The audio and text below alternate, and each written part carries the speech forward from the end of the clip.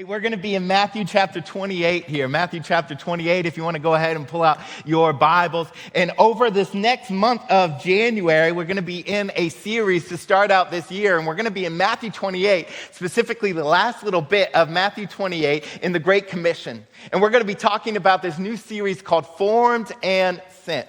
Formed and sent, that we are changed in order to change the world. And hopefully this is going to be a formative series now for us as we enter into this new season of ministry for our church. You know, and I know that we just had a moment of celebration here, and rightfully so, and it's kind of going to be a weird transition, but honestly, I do need to just take a moment, and I wanted to take a moment of silence before we get going. For all the New Year's resolutions that are already dead, you know?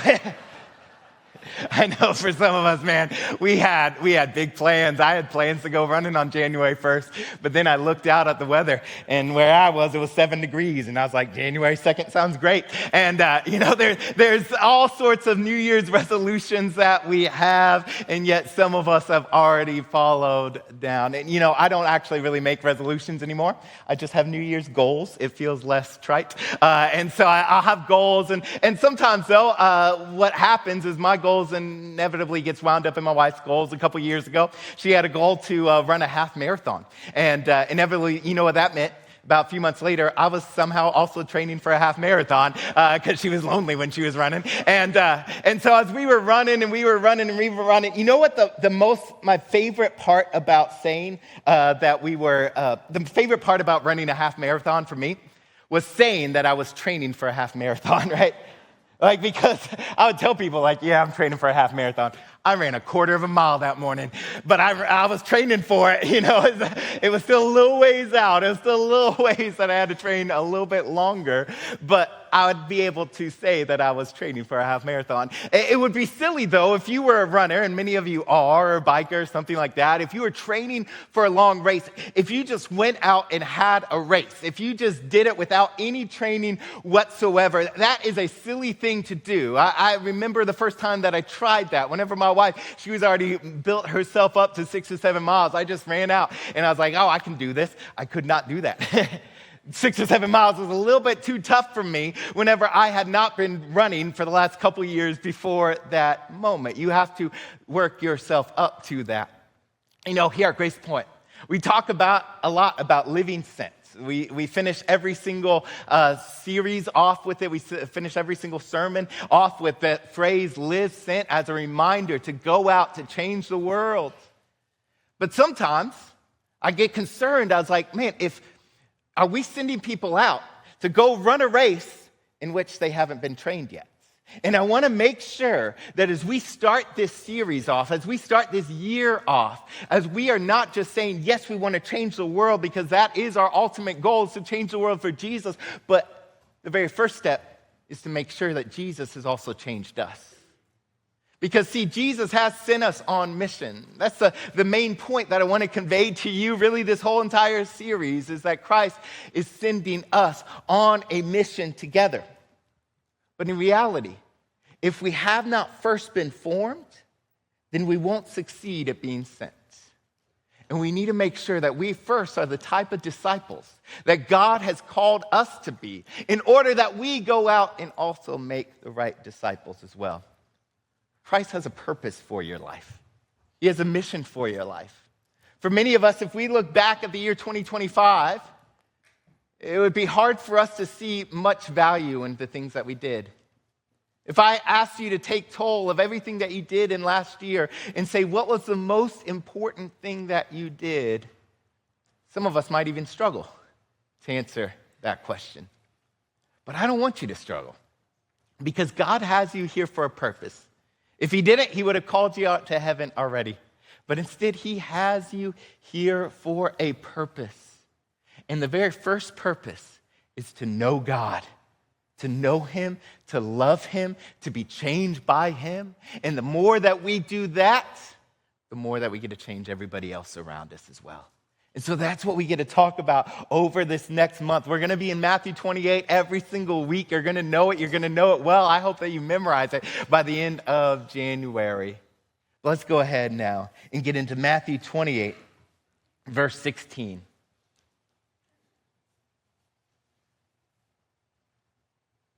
And it says, "Now the 11 disciples went to Galilee, to the mountain to which Jesus had directed them."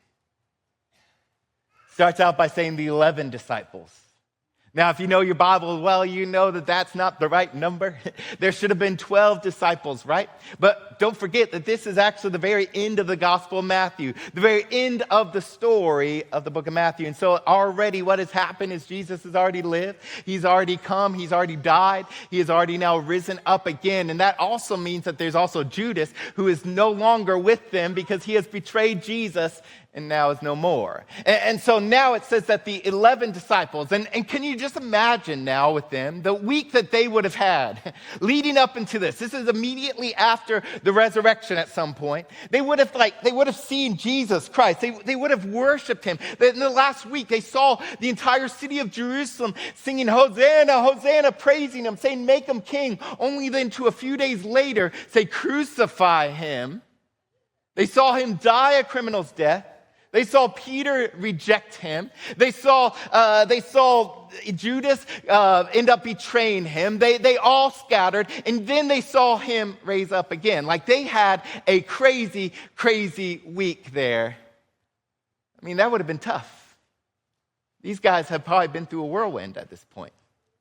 Like one of them, there was 12 of them before, and then one of them murdered Jesus, essentially. Like that would throw me for a loop. That would throw me for a loop, right? But yet now, they're still there. The 11 disciples. That word disciple, in reality, you would expect it to be a different word, wouldn't you? Because these guys had a different title. They were not just the 12 disciples, they were also the 12 apostles. It's got a little bit more of the prestigious title, see, because everybody is a disciple. If you follow Jesus, you are a disciple. But the 12 apostles, those are just 12 individuals. Those were people that nobody else really had the right to claim that title, and they were the ones that were sent out. And so you would think then, as Matthew, one of these 12 apostles, he would have claimed the right title. It's kind of fun having a good title, I'll be honest. Every so often, I like to use my full title, not to brag, but it's actually the Reverend Dr. Joel Hastings.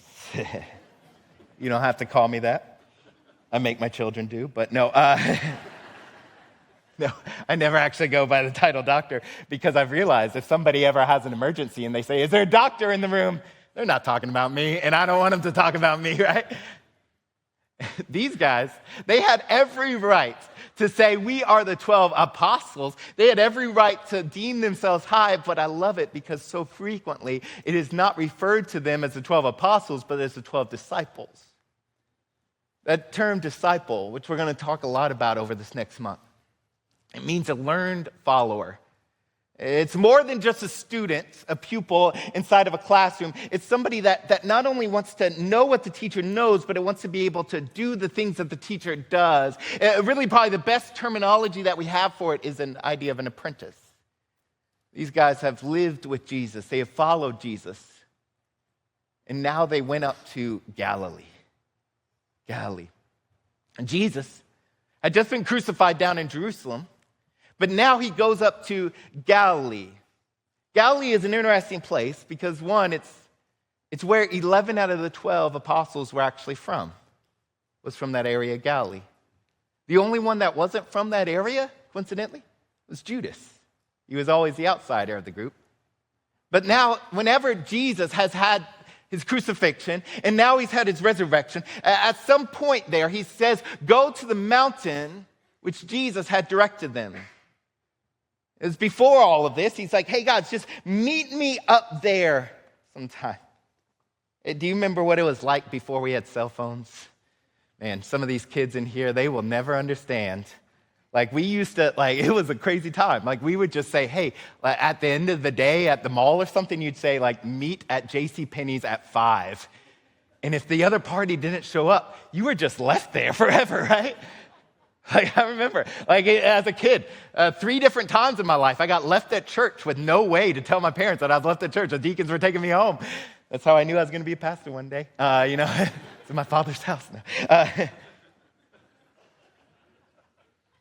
It was a wild time. Like at some point in this whole event, Jesus says, hey, meet me up in Galilee, which means then that those guys would have had to leave Jerusalem and travel for several days up north back to their home. Hopefully they had time to go talk to their family, tell them that they were okay, tell them all the events that has transpired. But then they were supposed to go and wait for Jesus and meet Jesus in this area of Galilee. And as I started to think about that, I was like, man, why Galilee? Because yes, it's where Jesus was from. It's where all the disciples were from. But why did he pick that area? If you don't even know where I'm talking about, let me throw up this picture of the map here.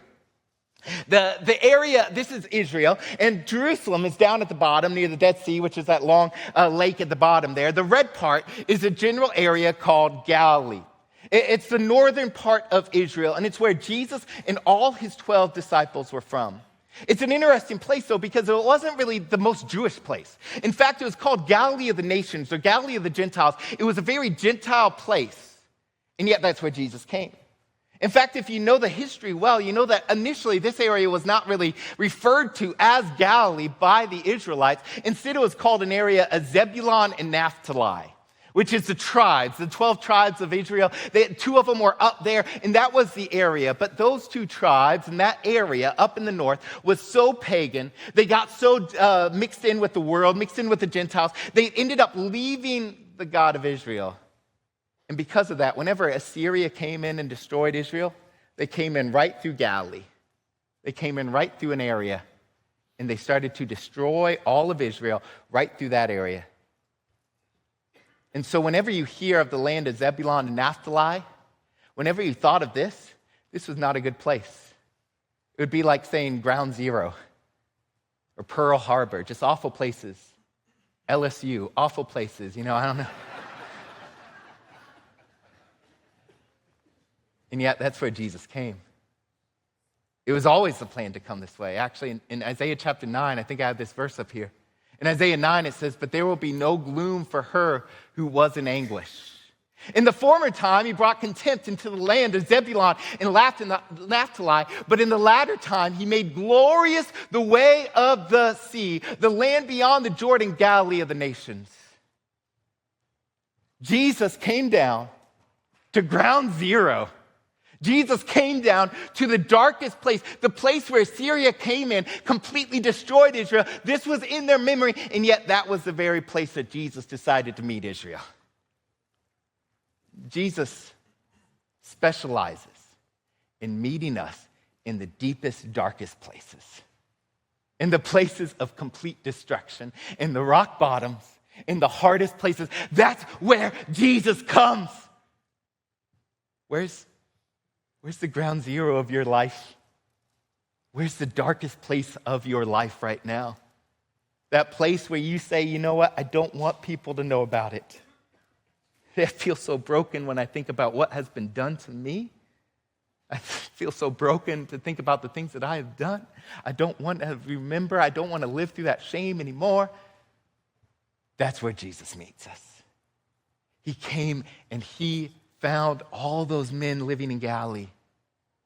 What's even more interesting to me is that this was known as a land that was corrupt for most of the Old Testament.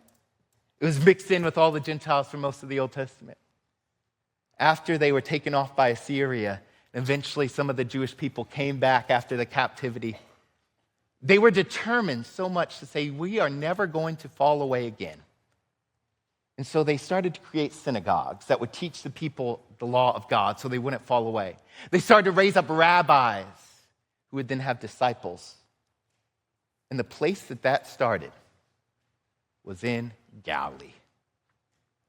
The idea of discipleship, the idea of what does it mean to be a follower, came from this area of Galilee. See, if he wanted the scholars, he could have gone down to Alexandria, where there was great scholars, and he could have got some of the smartest people if he just wanted good students. If he wanted somebody powerful, he could have gone to Rome and got all the politicians together in order to follow him. If he wanted the most religious people, he could have gone down to Jerusalem to go find them. But he didn't want any of that. He wanted just some men who would say, I know how to follow somebody. That's what discipleship is. That's what it means to follow Jesus. And that is good news for you and me because I don't always feel like the smartest guy, right? I don't feel like the most powerful man. I don't feel like the most religious person sometimes. But if I can say, I know how to follow Jesus, I can do what he says to do. If he says to go meet me on the mountain, then I'm going to go sit on the mountain and wait. And that's good news for all of us. Because if he's not asking for the smartest among us, he's not asking for the most powerful among us, he's not asking for the most spiritual among us, all he is asking for is men and women who can say, I can follow Jesus this year. Like, I don't know if I can memorize the whole Bible. I don't know if I can read all the theology. I don't know about any of that, but I can read this and just do what he says. And when we start to do that, we can follow him. We can follow him. And so in this, as we get back here in verse 16, it says, now the 11 disciples went to Galilee, to the mountain to which Jesus had directed them. And when they saw him, verse 17 now, they worshiped him. The indication there is that they were sitting there. They were just waiting and waiting and waiting. Jesus said that he was going to be here a few hours ago. I remember one time Beth and I went over, we were visiting a missionary in Switzerland, actually. And as we were visiting a missionary in Switzerland, we landed in the airport. They said that they would be there at a certain time. We got all our bags. We stood outside, and we were waiting. And we were waiting. We looked at our phone. We didn't have the international phone plan at that moment, and so we couldn't call them. We were just waiting and waiting and waiting. It is a nerve-wracking thing to wait. They were sitting there. They were waiting. Some of us here as well, like the whole year of 2025, we were waiting for God to show up. We were waiting for God to make things right. We were waiting and waiting and waiting, and we made it to January 1st, and we're still waiting. But when Jesus says that he will be there, he's going to come, and it's going to be the perfect time. And when they saw him, they worshiped him. That idea of worship there is actually that they would, literally in the Greek, it's an idea of getting down on your hands and feet and kissing their feet. You know, it's really hard to be prideful when you're on your knees kissing somebody else's feet, isn't it? It's really hard to feel good about yourself and think, I'm an important person. But yet that is the idea of what worship is to say in front of everybody, I don't care who sees me, I will worship him. Because imagine again what the things that they have seen. They saw this man be brutally crucified. Every single one of them walked away whenever they were called to be his friends, were called to be his followers. The one time that they didn't want to follow was the one time that he needed them the most, and they all walked away. And yet now they're waiting. They see Jesus, and in that moment, they can't help but worship. And I love this so much, that before he is going to send them out to go change the world, the very thing that he does over and over and over again for these last few days before he sends them out is he calls them in and he meets with them there. And Jesus will call you to himself before sending you to the world. He will always call you to himself before he sends you out. And before we get sent out, before we're called to change the world, first, an invitation to come down and worship him. Have you worshiped him? We can worship him in here when we raise our hands and we sing. We can worship him when we're out in the workplace and we're serving and we're loving and we're putting those other people first. We can worship him whenever we are in our house and our kids are driving us crazy, and yet we choose to choose love and choose to choose grace for them. We can worship in those moments. It's not a prideful thing. Worship is all about laying yourself down and saying, there is somebody else more important than me, and I will follow that person. Regardless of what the past was, regardless of what 2025 was, it's saying that I will follow him.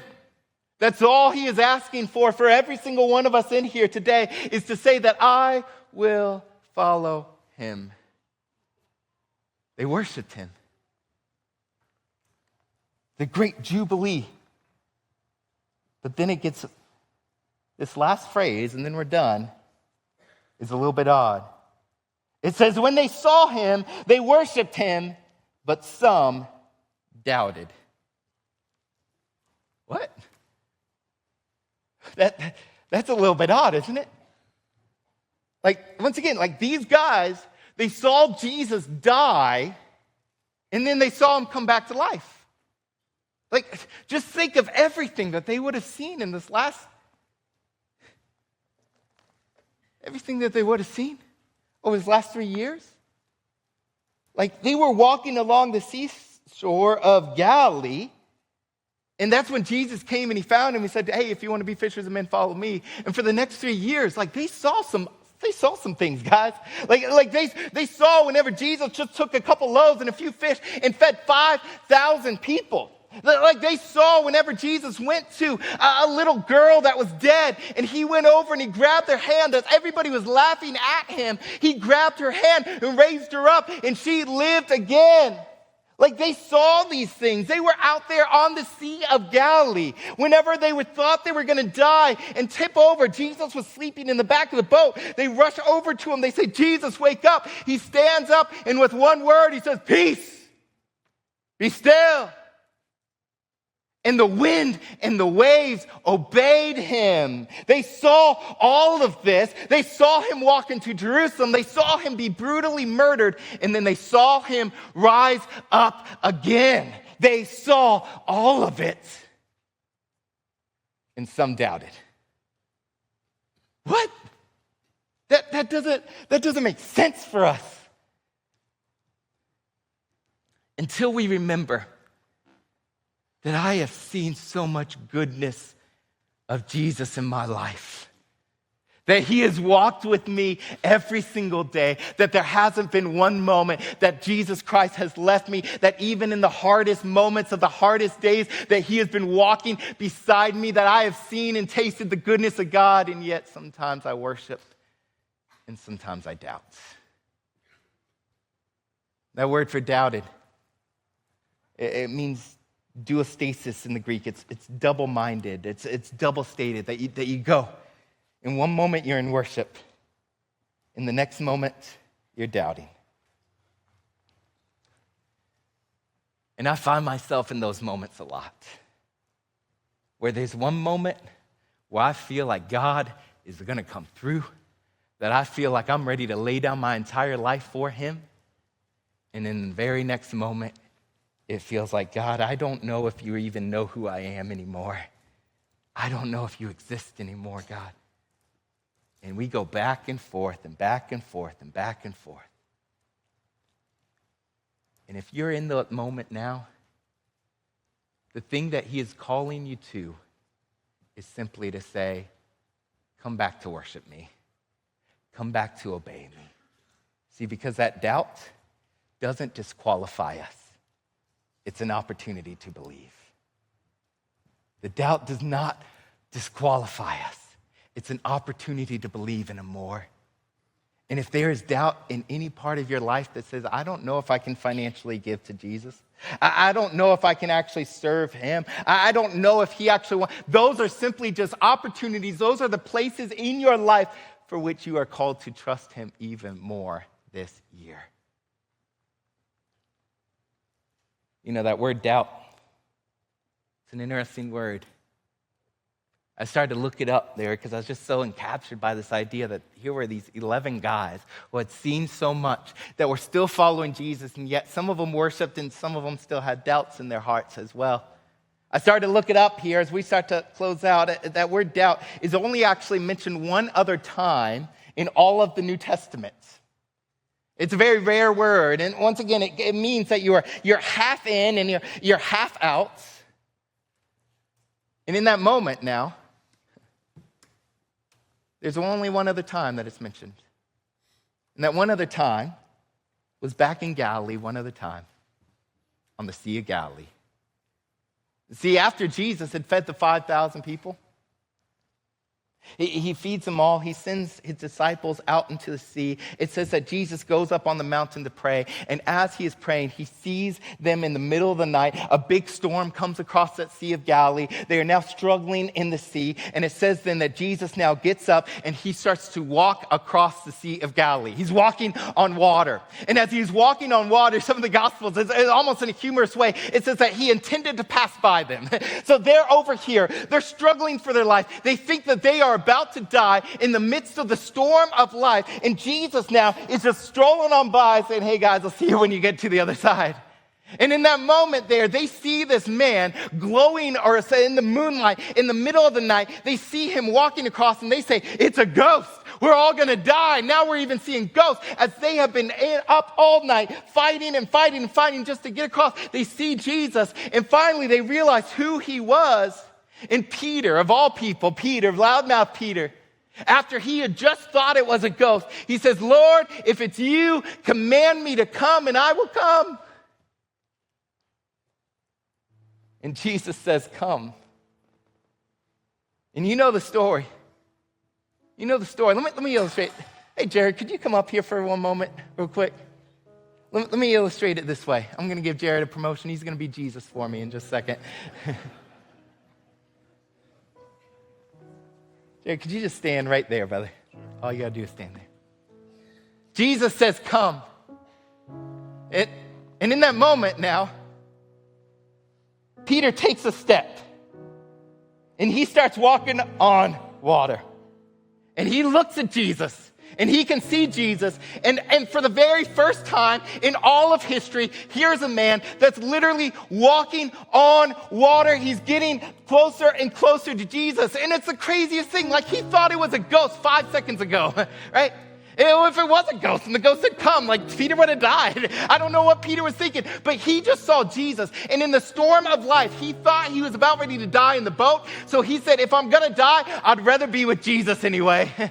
And he takes a step out. And as he starts to walk towards Jesus, for the very first time in all of history, here's a man walking on water to Jesus. And he gets to Jesus. But then in Matthew 14, it says something interesting. After he gets to Jesus, it says that he saw the wind. And then he started to sink. You can't see wind. That's a whole sermon in and of itself, I feel like. But like you can't see wind, but he saw the effects of it. He saw everything. He then realized that moment that there was nothing underneath him. There's only Jesus beside him. Should have been enough, but there's nothing underneath. And he started to sink. But I think what's happened here, if you just follow the passage, right? Like he's walking towards Jesus. He's seeing Jesus. But when he gets to Jesus, now where's his eyes? It's no longer on Jesus anymore. And he starts to sink. And he says one of the most beautiful prayers in all of the Bible. It doesn't have big theological words or terminology. The whole entire prayer is, Lord, save me. And as he reaches out to Jesus, Jesus grabs him and lifts him up. Thank you, brother.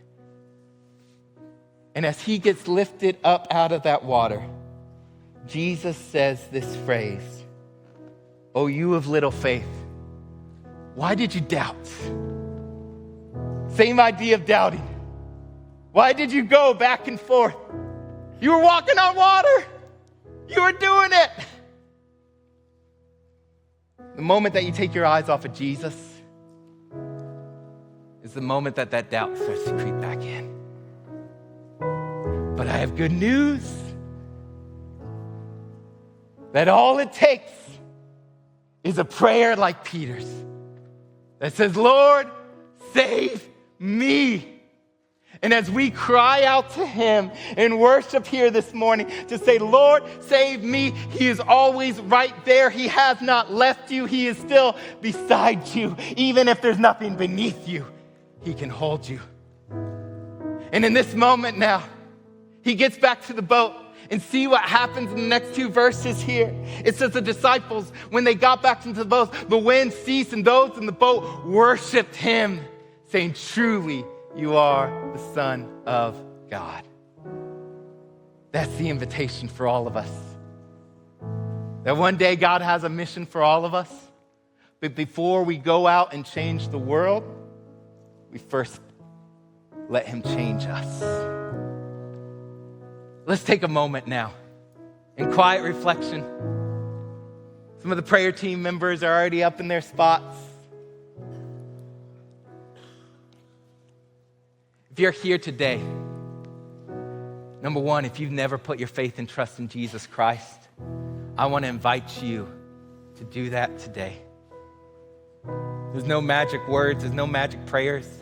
You can simply just call out to him.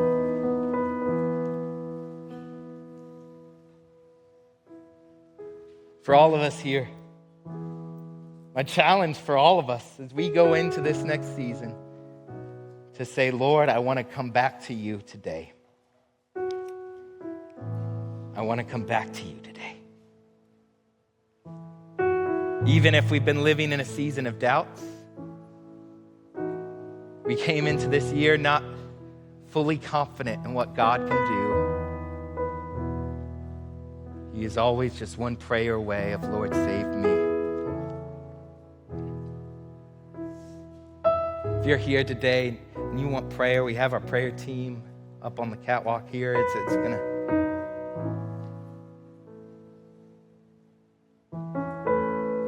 Let's take a minute and worship him before we close out.